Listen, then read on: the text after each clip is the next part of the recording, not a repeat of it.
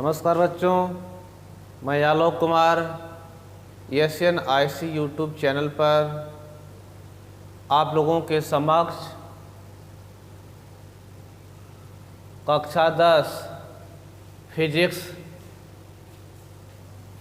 लेकर उपस्थित हुए हैं। जैसा कि आपको बता दें कि आज की टॉपिक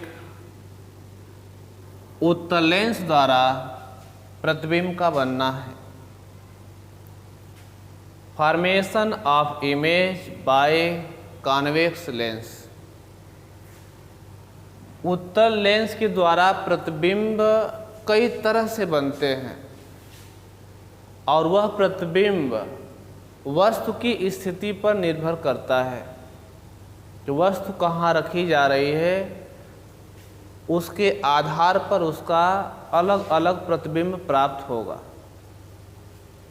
तो आइए देखते हैं कि वस्तु को अलग अलग जगहों पर रख करके उनसे प्राप्त प्रतिबिंब के बारे में कि इनकी क्या स्थितियां प्राप्त हो रही हैं आपको। यह आपका एक लेंस है। हाँ, देखिए इस उत्तल लेंस के बारे में। इसमें एक आपका उत्तल लेंस हमने ले लिया। ये आपका सी वक्रता केंद्र और यह प्रथम फोकस और यह आपका 2f दूरी हमने ले लिया। जितना दूरी है उतना दूरी है। इधर आपका उतना ही दूरी पर द्वितीय फोकस होता है और इसको आप ले लेंगे लगभग उतना ही दूरी पर। यह आपका 2f क्लियर है ना। इधर साइड में कर लेते हैं। तो सबसे पहले स्थिति ले लेंगे आप जब वस्तु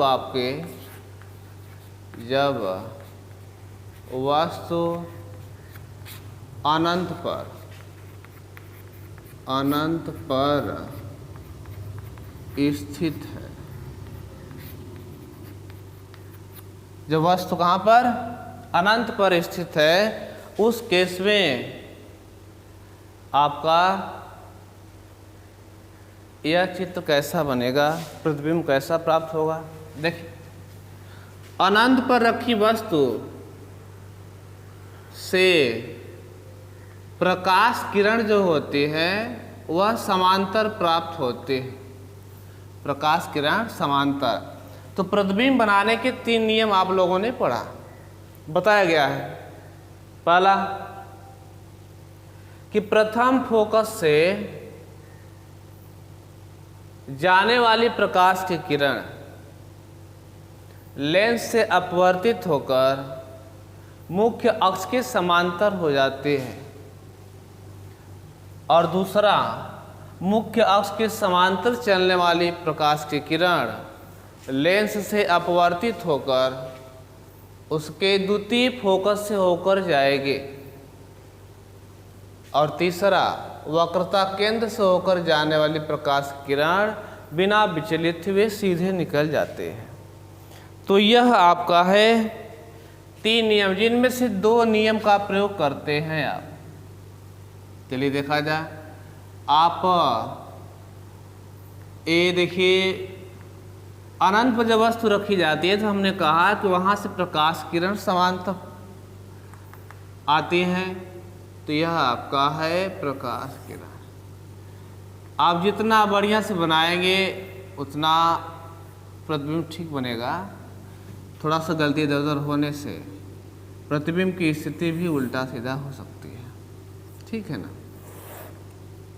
चलिए भाई, यहाँ से आप ले चलिए, इसके समांतर ही आना चाहिए। यहाँ से समांतर ही आना चाहिए।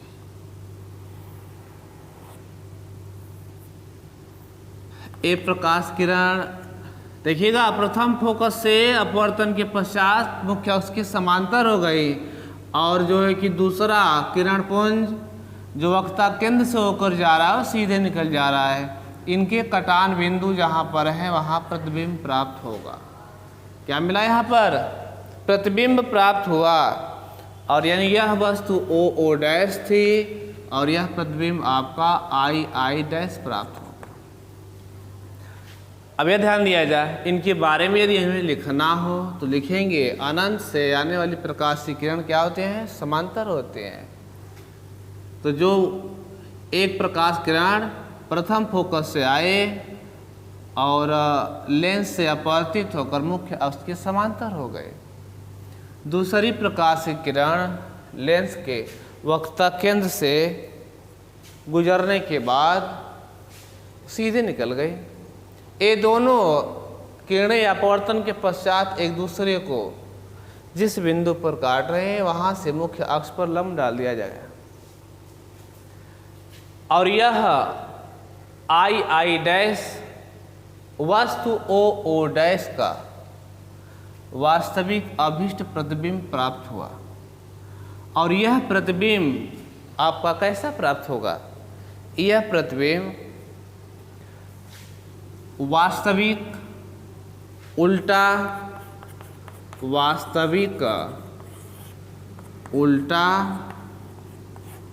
और वस्तु से बहुत छोटा प्राप्त होता है, वस्तु से बहुत छोटा प्राप्त होता है। ठीक है, अर्थात वस्तु अनंत पर स्थित है तो प्रतिबिंब कैसा मिलेगा, वास्तविक है, यानी डॉटेड लाइन इसमें नहीं है, मूल रूप से मिलेगा।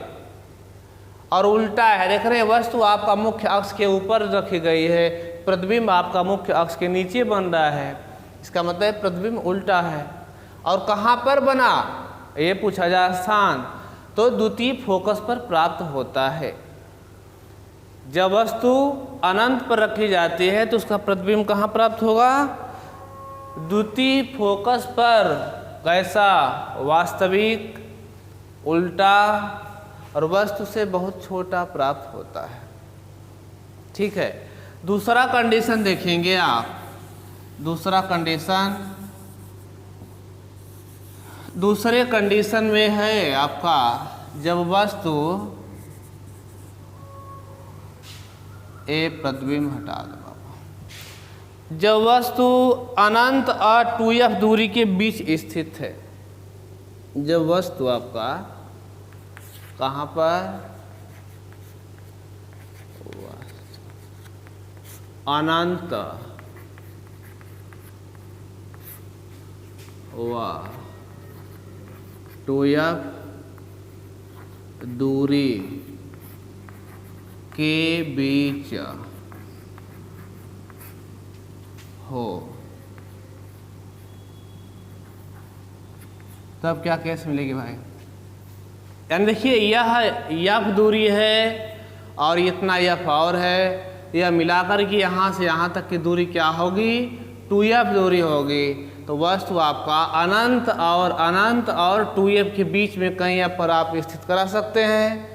ठीक है, आप कहीं करा लीजिए स्थित, यहाँ हमने करा लिया वस्तु को स्थित। यह आपका O और O डैश। देखिएगा, मुख्य अक्ष के समांतर चलने वाली प्रकाश की किरण लेंस से अपवर्तित होकर कहाँ पर जाएगी भाई, द्वितीय फोकस से होकर गुजरेगी, द्वितीय फोकस से होकर गुजरेगी। ध्यान दीजिएगा इधर।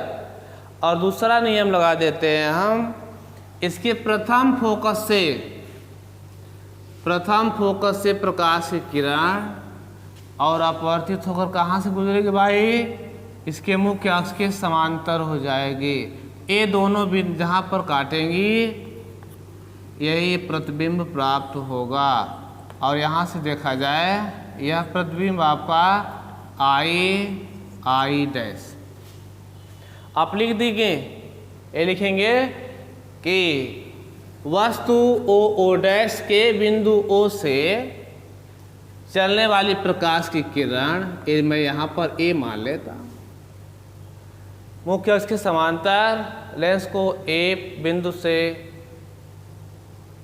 गुजरती हुई इससे अपवर्तित होकर इसके द्वितीय फोकस से होकर जाएगी, और प्रथम फोकस से होकर जाने वाली प्रकाश की किरण लेंस से अपवर्तित होकर मुख्य अक्ष के समांतर हो जाएगी और इसके बाद ये दोनों जहाँ पर काटेंगी ये इसका क्या प्राप्त हुआ, प्रतिबिंब प्राप्त हो गया। और प्रतिबिंब कैसा प्राप्त होगा बाबू,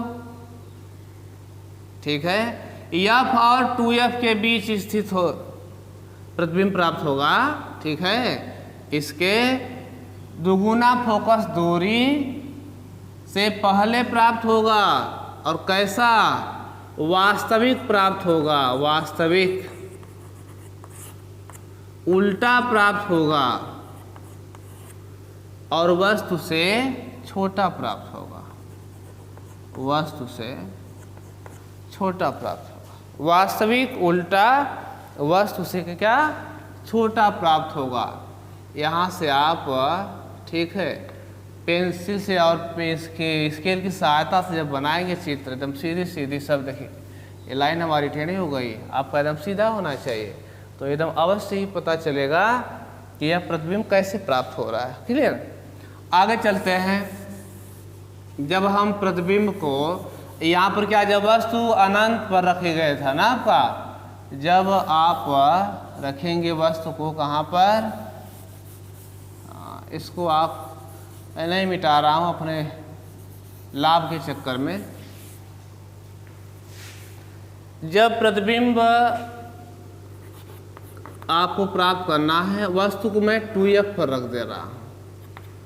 जब वस्तु 2F दूरी पर स्थित हो तब क्या क्या केस होगी भाई,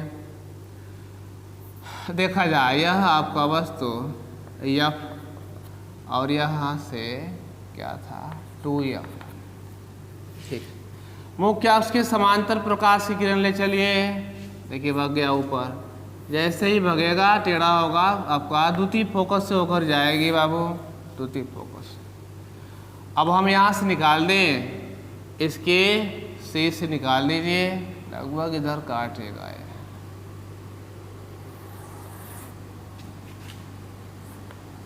या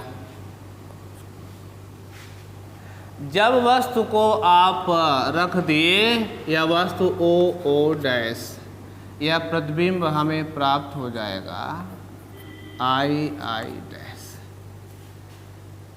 जब वस्तु को कितना 2F दूरी पर रखेंगे तो उस केस में भी आपका वही आपका दो नियम हमने लगाया, समांतर चलिए, द्वितीय फोकस से गई, वक्ता केंद्र से गई, वह सीधे निकल गई, जहाँ पर काटी वहाँ प्रतिबिंब प्राप्त हो गया।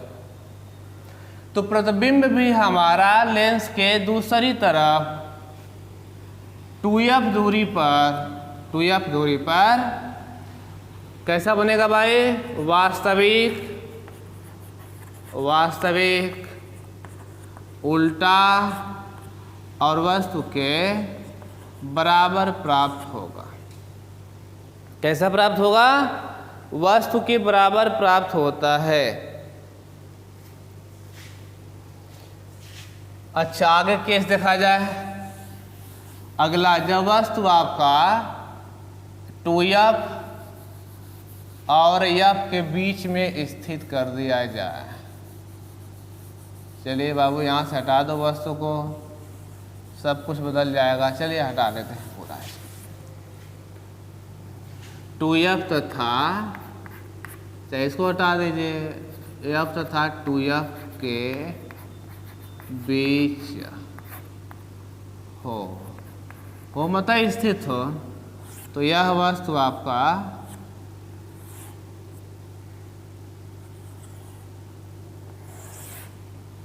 ए देखा जाए, C है, F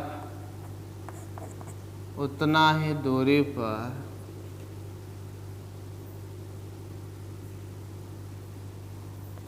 to F dash 2F dash. चलिए भाई, बीच में रखना है हमें, वस्तु हमने रख दिया, क्या होगा, वही मुख्य अक्ष के समांतर प्रकाश किरण द्वितीय फोकस से होकर गुजरेगी, या O डैश है। इसके बाद यह वक्ता केंद्र से गुजार दीजिए आप, वक्ता केंद्र से आपने गुजार दिया, तो इसका कटान बिंदु, इसको बढ़िया से लिख लीजिए 2F। यह रहा, यह वक्रता केंद्र। ध्यान दीजिए, यानी जब वस्तु को कहाँ पर, यानी 2F और 2F के बीच रखा गया, तब उस केस में प्रतिबिंब की स्थिति क्या प्राप्त हुई, आप देखकर बताइए कैसे प्राप्त हुई। यह प्रतिबिंब की स्थिति प्राप्त हो गई कि वस्तु आपकी कहाँ पर, 2F से अधिक दूरी पर, कैसी, वास्तविक, वास्तविक और बाबू उल्टा, और कैसी, हाँ, वस्तु से बड़ी प्राप्त हुई है, वस्तु से बड़ी प्राप्त हुई है। यह प्रतिबिंब की स्थिति प्राप्त हुआ। जब वस्तु आप रखेंगे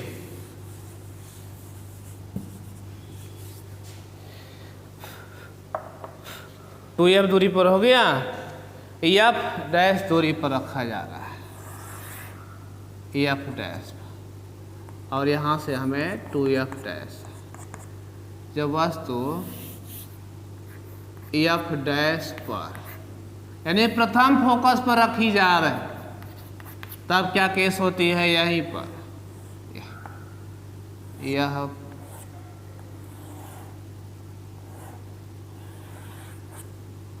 यहाँ से F 2F है।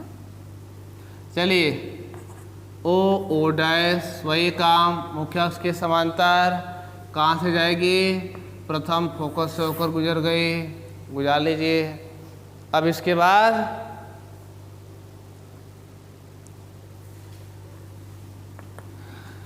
यहाँ से C से गुजार दीजिए वक्रता केंद्र से। अब देखिए यह आपका प्राप्त होगा, सीधे निकल जाएगी, सीधे निकल जाएगी, अर्थात क्या मिला भाई, आप वही लिखेंगे जो लिखना है कि O डैश से चलने वाली अपवर्तन के पश्चात द्वितीय फोकस से गई, वक्रता केंद्र से होकर जाने वाली सीधे निकल गई। और उसके बाद ध्यान दें, इसका प्रतिबिंब वास्तविक, वास्तविक और कैसा, हाँ, उल्टा, और कैसा, वस्तु से बहुत बड़ा बनेगा, अनंत पर बनता है, वस्तु से बहुत बड़ा बनेगा, वस्तु से बहुत बड़ा बनेगा। क्लियर। अच्छा अब देखा जाए अगली केस, देखिए इसमें ध्यान दीजिएगा, जब आपका वस्तु अनंत पर रखी गई थी तो प्रतिबिंब हमारा कहाँ बना था, द्वितीय फोकस पर बना था, और जब वस्तु हमें प्रथम फोकस पर रखा गया आपका, तब वस्तु कहाँ बनी, सॉरी प्रतिबिंब अनंत पर बना, ठीक विपरीत है ना। आगे वस्तु फोकस तथा लेंस के बीच में स्थित है। अगला केस है वस्तु फोकस तथा लेंस के बीच में स्थित है, फोकस और लेंस के बीच। ये रहा आपका C, F और F dash, sorry F dash, और यहाँ से यहाँ पर बीच में रख लिया गया। यहाँ से मुख्य अक्ष के समांतर चलने वाले द्वितीय फोकस से होकर गुजरेंगी, और यहाँ से वक्रता केंद्र से निकाल दीजिए, वक्रता केंद्र से ही निकल जाएंगे सीधा। अर्थात जिसको आगे बढ़ाएंगे तो फैलती हुई जा रही हैं, इनको पीछे बढ़ाएंगे तो क्या केस मिलेगी, ये पीछे बढ़ाने से इधर भी बढ़ाएंगे, एक काट दे,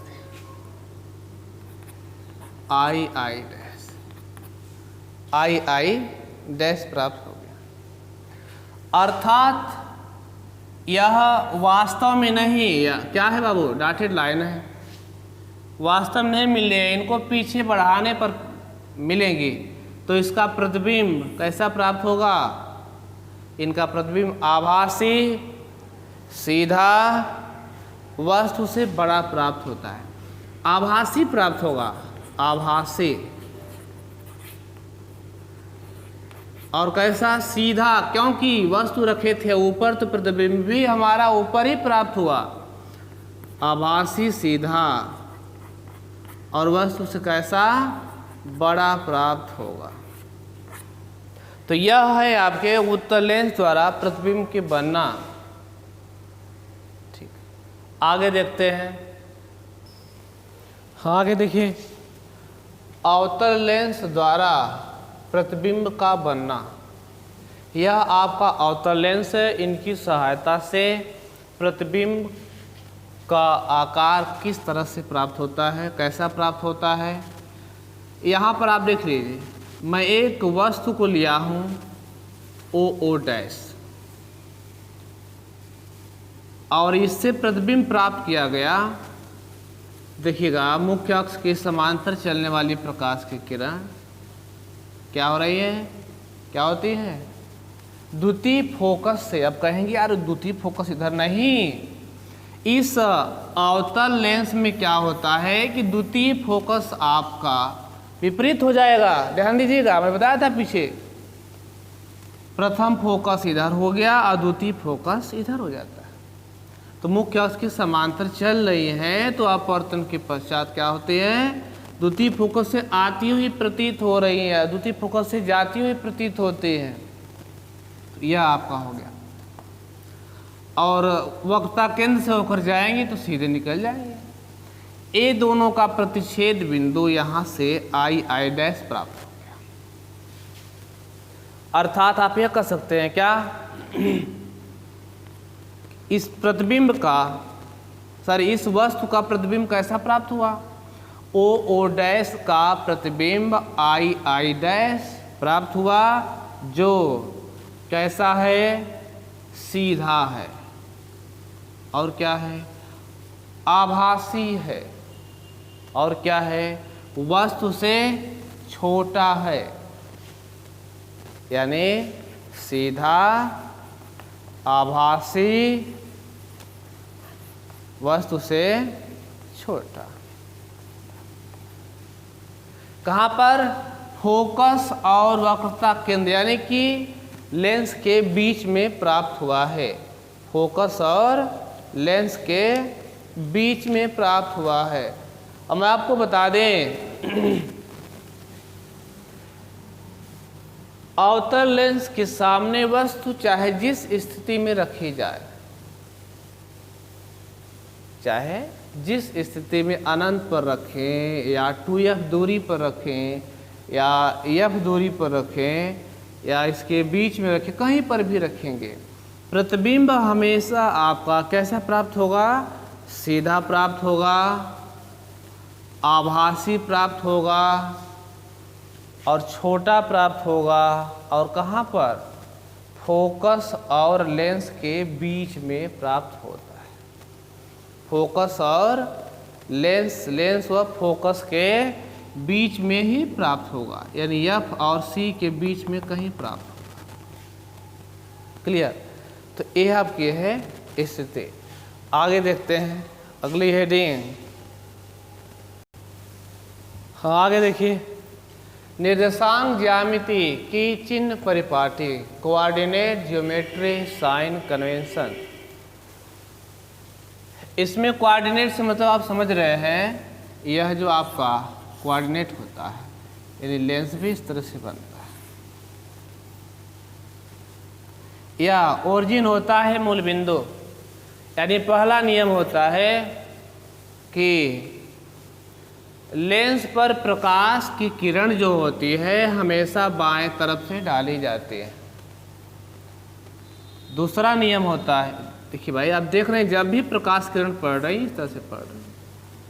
दूसरा, इसका लेंस का वक्रता केंद्र जो होता है मूल बिंदु पर स्थित होता है। अगली पॉइंट, लेंस के दाएं तरफ, लेंस यानी वक्रता केंद्र सी के दाएं तरफ एक्स अक्ष की दिशा में नापी गई दूरियां धनात्मक होती हैं और इसकी बाएं दिशा में नापी गई दूरियां क्या होती हैं? ऋणात्मक होती हैं। अगला पॉइंट, ऊपर की दिशा में नापी गई दूरी क्या होंगे? धनात्मक, और नीचे की दिशा में नापी गई दूरी क्या होंगे?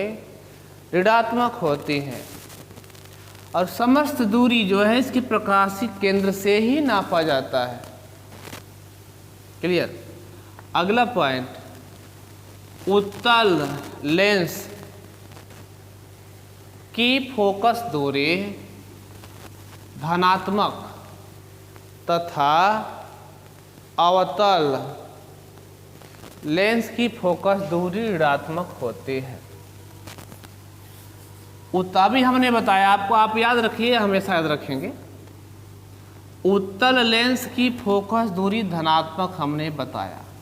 अब इस लेंस के बारे में देखिए कि इसका प्रथम फोकस यह है और द्वितीय फोकस यह है। और अवतल में क्या होता है? इस तरह से केस होते हैं। मैं आपके सामने बता, इसमें इधर आपका ध्यान दीजिए, इस दिशा में एफ और इस दिशा में एफ डैश। क्लियर? तो द्वितीय फोकस को मुख्य फोकस भी कहा जाता है। अब जानिए, लेंस की द्वितीय फोकस को मुख्य फोकस भी कहा जाता है। तो जो मुख्य फोकस होता है, इसी के आधार पर इनकी फोकस दूरी निर्धारित की जाती है।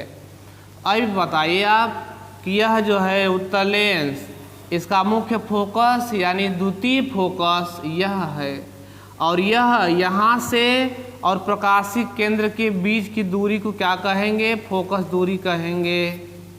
कहेंगे ना फोकस दूरी। अच्छा, जब यहाँ से, अब आप बताइए, फोकस दूरी हो गया, इसकी फोकस दूरी धन होगी कि ऋण? समस्त दूरियां लेंस के प्रकाशिक केंद्र से नापी जाती हैं। तो यहाँ सी से यानी प्रकाशिक केंद्र से नापी जाएंगी। और यह भी बताया था हमने, प्रकाशिक केंद्र के धन दिशा में यानी दाहिने तरफ चली गई दूरी, यानी प्रकाश की किरण की दिशा में चली गई दूरी क्या होंगी? धनात्मक होंगी। तो अब यह दूरी जो है किस दिशा में चलना है? यहाँ से चलना है। क्या? धन दिशा में चलना है। इसलिए इस लेंस की फोकस दूरी क्या होंगी? धनात्मक होंगी। और इस वाले लेंस की फोकस दूरी क्या होंगी? ऋणात्मक होंगी। क्यों? क्योंकि इसका मुख्य फोकस यानी द्वितीय फोकस क्या है?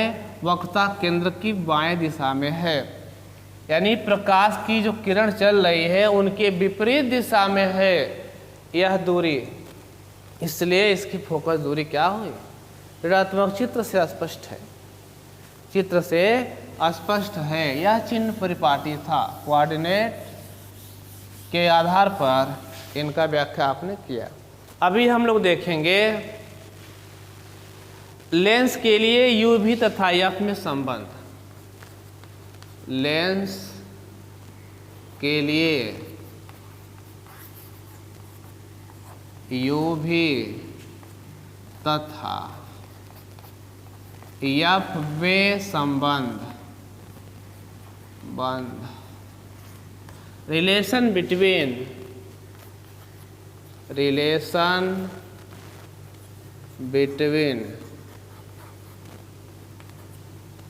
रिलेशन यू भी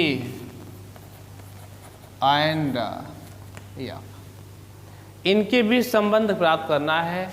तो हम आपको बता दें, इस लेंस के बारे में देखा जाए। यह है सी और यहाँ से प्रथम फोकस, और इतना ही दूरी पर यह इसका द्वितीय फोकस प्राप्त हो गया। वस्तु को रख लिया जाए यहाँ पर, ये देखा जाए मुख्य अक्ष के समांतर चलेगी, कहाँ से जाएंगी? दूसरे फोकस से होकर गुजर जाएंगी। गुजर गई। आगे देखते हैं, इसके वक्रता केंद्र से होकर निकलेंगे, आपका वक्रता केंद्र से होकर कहीं न कहीं काटेंगे। चलो आप सीधे सीधे बनाना, चित्र मेरा टेढ़ा हो जा रहा है। ओ ओ डैश, यह प्रतिबिंब हमें मिला आई आई डैश। एक केस होती है, लेकिन हमें यहाँ संबंध प्राप्त करना है। क्या प्राप्त करना है? संबंध, रिलेशन बिटवीन यू भी एंड एफ। यू भी होते क्या है भाई? यू भी देखिए, समझ लीजिए आप, यू से तात्पर्य है कि वक्रता केंद्र से वस्तु कितनी दूरी पर स्थित है, यह यू बताता है। वक्रता केंद्र से वस्तु कितनी दूर स्थित है, अर्थात वक्रता केंद्र से वस्तु की क्या है भाई? दूरी है, स्थिति है, उसको यू से डिनोट किया जाता है। और आप जानते हैं कि वस्तु हमेशा कहाँ पर रखी जाएगी? लेंस के बाएं तरफ ही रखी जाएगी, क्योंकि यहाँ से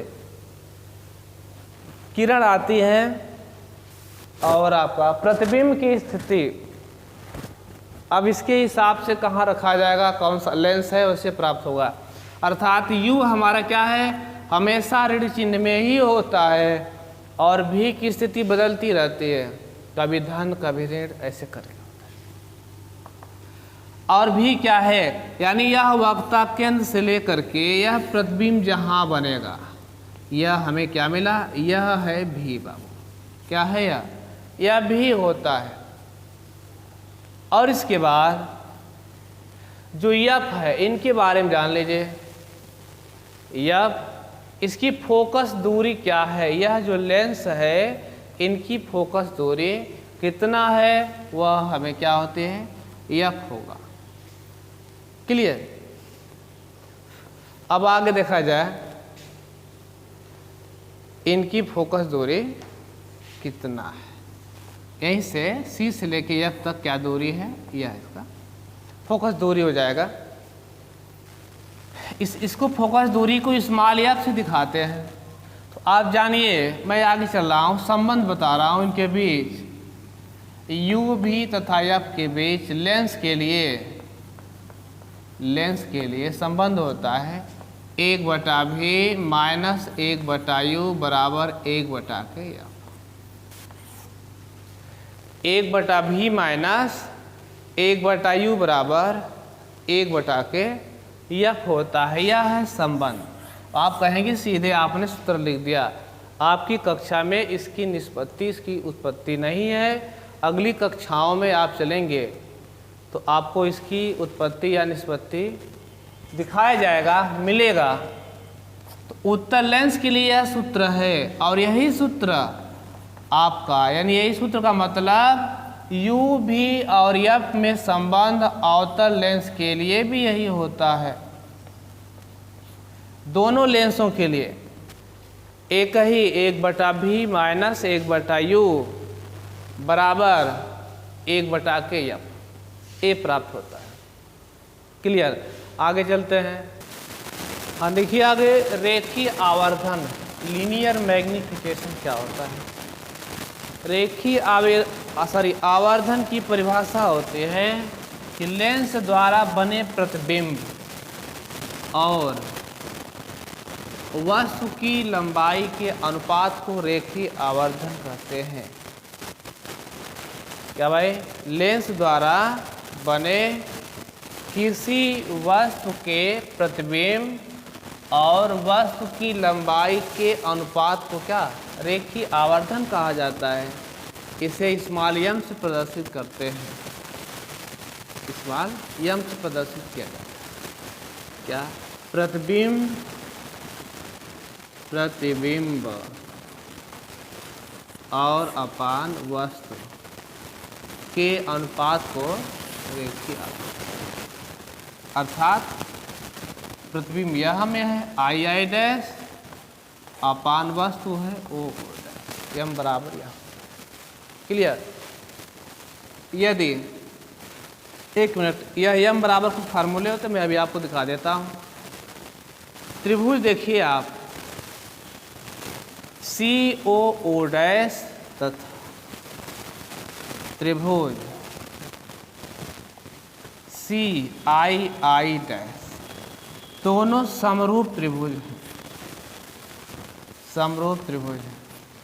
और समरूप त्रिभुज की विशेषता होती है इनकी भुजाएं इनके साइड जो होते हैं एक दूसरे के समानुपाती यानी कि समान अनुपात में होते हैं।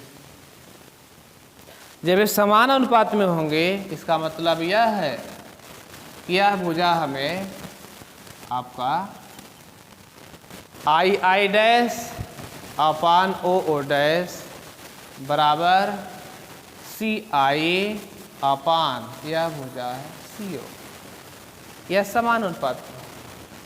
और I dash upon O dash के बराबर क्या होता है, रेखीय आवर्धन यम होता है। ठीक है, यदि हमें यह देखा जाए आई डैश को हम मान लेते हैं कि यह हमारा y2 और यह ओ डैश को हमने मान लिया कि y1 के बराबर है। ये कुछ भी मान सकते हो आप। अब ये देखा जाए लेकिन y2 यह प्रतिबिंब की लंबाई है, मुख्य अक्ष की क्या है, नीचे की तरफ है, इसका मतलब यह ऋणात्मक होगा। क्लियर। और यह देखा जाए और सी आई क्या होगा, सी आई हो जाएगा आपका, यहाँ से हम डिस्कस कर रहे हैं सी आई अर्थात यह दूरी, तो प्रकाशिक केंद्र से प्रतिबिंब तक की दूरी क्या होती है, भी होती है, भी अपान यहाँ से सी यू, प्रकाशिक केंद्र से वस्तु तक की दूरी क्या होगी, यू, लेकिन यह दूरी बाएं दिशा में ऋण होगी, यह माइनस माइनस प्लस हो जाएगा। अर्थात हमें यह प्राप्त हो जाएगा यम बराबर y2 अपान y1 और यह बराबर v अपान u भी प्राप्त हो सकता है। यह है रेखीय आवर्धन। रेखीय आवर्धन किसे कहेंगे भाई, किसी वस्तु द्वारा या किसी लेंस, कोई लेंस किसी वस्तु का जो प्रतिबिंब प्राप्त करता है उस प्रतिबिंब और वस्तु के अनुपात को क्या कहेंगे, रेखीय आवर्धन कहा जाता है।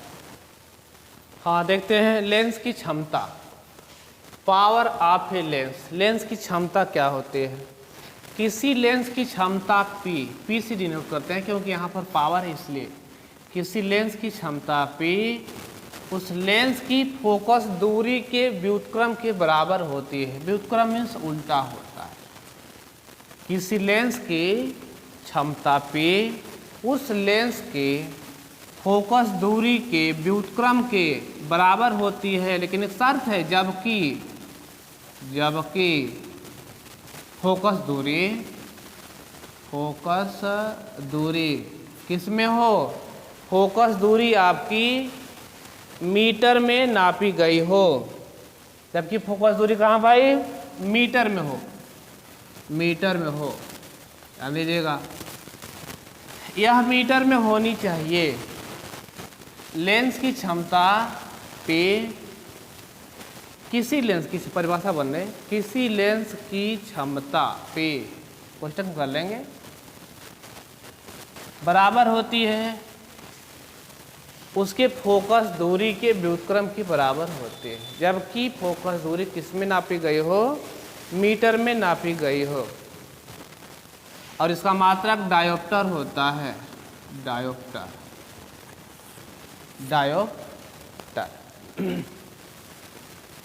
आगे हम देखेंगे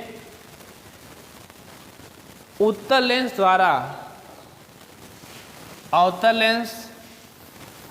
लेंस और कांच की प्लेट की पहचान करना। कैसे पहचानेंगे कि यह लेंस उत्तल लेंस है, यह अवतल लेंस है या एक कांच की प्लेट है। भाई कांच की प्लेट में भी प्रकाश का अपवर्तन होता है, प्रकाश आर पार चला जाता है, तो कैसे आप पहचानेंगे, ठीक है ना। इसके लिए देखा जाए, इसके लिए हमारे पास दो तरीके हैं, दो विधियां हैं, एक स्पर्श करके और दूसरा चित्र देख करके, ठीक है ना, प्रतिबिंब देखकर, प्रतिबिंब देखकर स्पर्श करके। स्पर्श करने से कैसे पता चलेगा इसमें आपका यदि स्पर्श करने से किनारों पर पतला हो और बीच में मोटा हो तो उस लेंस को क्या कहेंगे? उत्तल लेंस कहेंगे। और किनारों पर मोटा हो और बीच में पतला हो तो उस लेंस को क्या कहेंगे? अवतल लेंस कहेंगे। स्पर्श करके आप बता दोगे बाबू। अगर सब एक जगह एक समान हो, अगर सब जगह एक समान हो, समान मोटाई हो सब स्थानों पर, तो उससे क्या भाई? वह कांच की एक प्लेट होती है। ठीक, इस तरह से हम स्पर्श करके पहचान कर सकते हैं। अब देखा जाए प्रतिबिंब देखकर कैसे पहचान करेंगे।